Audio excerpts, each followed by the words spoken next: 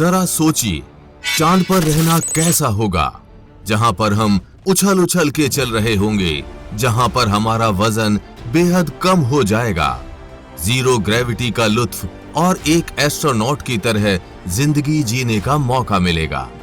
सुनने में मजेदार है ना? पर हाँ, चांद पर रहना इससे बिल्कुल अलग होगा। 5 दशक पहले अपोलो अभियानों के बाद इंसान के जहन में चांद पर बस्तियां बसाने का विचार आया, जो अभी तक विज्ञान की कल्पित कथाओं का विषय बना हुआ है। अब हमारे चंद्रयान 3 के चांद पर ऑक्सीजन की खोज के बाद चांद पर इंसानी बस्ती बसाने का विचार और प्रबल हो गया है। लोग अब जानना चाहते हैं कि अगर भविष्य में चांद पर बस्तियां बसती हैं, तो वहां जीवन कैसा होगा। आइए आपको लेकर चलते हैं चांद की रोमांचक दुनिया में और चांद पर बनाते हैं घर और उगाते हैं फसल। चांद पर इंसानी बस्ती बसाने के लिए सबसे पहले हमको चांद पर जाना होगा। इंसानों को चांद पर भेजने में अभी तक एक ही देश सफल हुआ है, उसका नाम है अमेरिका। मानकर चलते हैं कि हम अमेरिकी यान में बैठकर चांद पर जा रहे हैं, तो हमें चांद पर पहुंचने में 4 दिन का समय लगेगा। 4 दिन बाद हम चांद की सतह पर होंगे।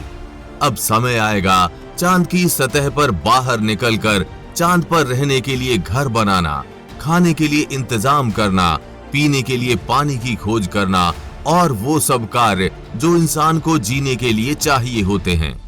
याद रखिए, चांद पर यान से बाहर आने से पहले हमें अपना स्पेस सूट पहनना होगा।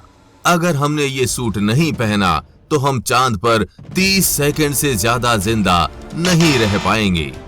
अगर कोई चांद पर बिना स्पेस सूट या उपकरणों के उतरता है, तो साइंटिस्ट और तमाम रिसर्च बताती हैं कि इंसान की चांद पर बिना स्पेस सूट के जिंदा रहने की संभावना काफी कम है। चांद की सतह पर इंसान ज्यादा से ज्यादा 30 सेकंड तक जिंदा रह सकता है। इस बीच भी उसे कई तरह की दिक्कतों का सामना करना पड़ सकता है। चांद पर रात का वक्त काफी ठंडा हो जाता है। ये तापमान -175 डिग्री तक गिर जाता है। इसलिए अगर आप रात के वक्त चांद पर जाते हैं तो तुरंत आपकी मौत नहीं होगी। आप इस ठंड को करीब 20 से 30 सेकंड तक झेल सकते हैं। चांद पर बिना स्पेस सूट के जाने पर उल्का पिंडों से भी आपकी तुरंत मौत हो सकती है। चांद का गुरुत्वाकर्षण कम होने की वजह से इसके आसपास कोई भी वायुमंडल मौजूद नहीं है। वायुमंडल की नामौजूदगी वहां पर रहने वालों के लिए उल्का पिंड जैसे खतरे का डर लगातार बना रहता है। यानी आप चांद पर खड़े हैं और पता नहीं कब एक बड़ा पत्थर आसमान से उड़कर आएगा और आपकी मौत वहीं पर हो जाएगी। यही वजह है चांद पर बड़े बड़े गड्ढों की। पृथ्वी से देखने पर जो चांद पर काले धब्बे दिखाई देते हैं, असल में वे धब्बे नहीं, गड्ढे हैं। जहां पर सूर्य की रोशनी नहीं पहुंच पाने की वजह से वो धब्बे नजर आते हैं। अब साफ है कि अगर हमको चांद पर रहना है तो बाहर निकलने के लिए हमें स्पेस सूट पहनना होगा और वहां रहने के लिए एक हैबिटेट का निर्माण करना होगा, जिसमें चांद पर होने वाले तापमान के परिवर्तन का हम पर कोई असर ना हो, और अगर कोई उल्कापिंड आ भी जाए तो उससे आपको कोई नुकसान ना हो। अब आप में से कुछ लोग सोच रहे होंगे, ये हैबिटेट क्या होता है? तो उसका जवाब है चांद का घर। यानी इंसान चांद पर जो घर बनाएंगे वो हैबिटेट कहलाएंगे। और आसानी से समझने के लिए आपके स्क्रीन पर चल रही इस फोटो को देखिए। चांद पर बनने वाले घर यानी हैबिटेट कुछ ऐसे होंगे जिसमें इंसान के रहने के लिए वो हर सुविधा उपलब्ध होगी जो पृथ्वी पर मौजूद घर में होती है। बस इस घर को ऊपर से आवरण इस प्रकार मजबूत दिया जाएगा जिससे उल्कापिंड और बाहरी तापमान का अंदर कोई असर ना हो। चलो, अब रहने का जुगाड़ तो हो गया। अब चांद पर दूसरी जरूरत होगी खाना। जैसे बोला जाता है, इंसान की 3 जरूरतें होती हैं, रोटी, कपड़ा और मकान। कपड़ा हमें स्पेस सूट के रूप में पहनने को मिल गया है। मकान हमने हैबिटेट के रूप में बना लिया है। अब बचा है तो रोटी यानी खाना। आप खाने के लिए चांद पर सब्जियां उगा सकेंगे। 2014 में एक शोध में पाया गया था कि चांद की मिट्टी पर चीजें उगा पाना मुमकिन है।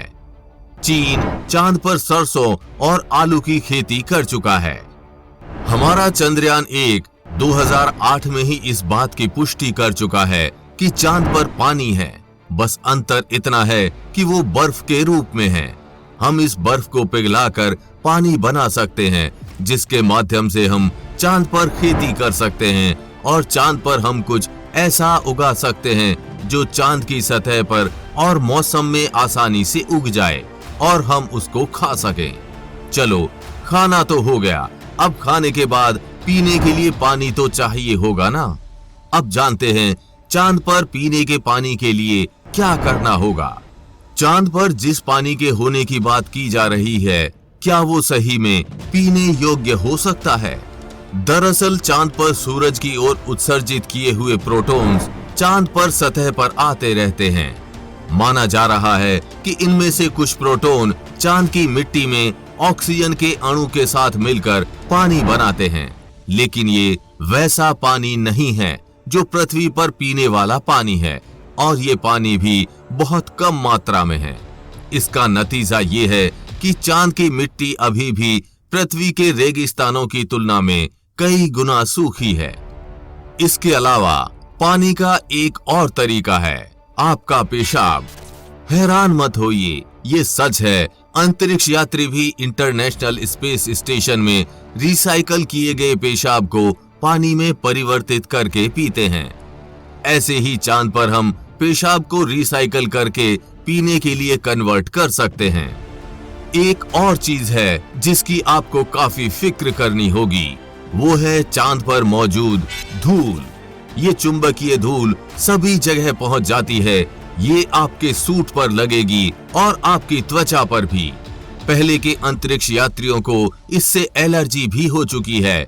ये थोड़ा खतरनाक भी होता है, यानी आप इसे गलती से निगल लेते हैं तो बहुत बड़ी समस्या हो सकती है। लेकिन चांद के धूल की चिंता केवल इंसानों तक सीमित नहीं है, ये मशीनों के अंदर भी जा सकती है, जिससे ये ओवरहीट हो सकती है। इससे पहले कि हम चांद पर बसें, ये सब बड़ी समस्याएं चांद पर हैं, जिसका हल हमें ढूंढना होगा। नासा चांद पर रहने के लिए एक अलग दिशा में भी काम कर रहा है। 2009 में ही नासा ने चांद पर ऐसे गड्ढे खोज लिए थे जिनमें इंसानी बस्ती बसा सकें। इन गड्ढों के अंदर 17 डिग्री सेल्सियस तापमान है। ये ऐसा तापमान है जहां पर इंसान आराम से रह सकता है और काम कर सकता है। यानी भविष्य में ऐसे गड्ढों के अंदर इंसानी बस्तियां बसाना आसान हो जाएगा। वैज्ञानिक इस बात पर हैरान हैं कि चंद्रमा के अन्य इलाकों के गड्ढों से ये रहने लायक गड्ढे एकदम अलग हैं। चांद पर दिन 2 हफ्ते लंबा होता है। यहाँ पर तापमान इतना ज्यादा हो सकता है कि धरती पर पानी उबल जाए। ऐसे में इन गड्ढों में रहने लायक स्थितियों का होना खुशखबरी मानी जा रही है।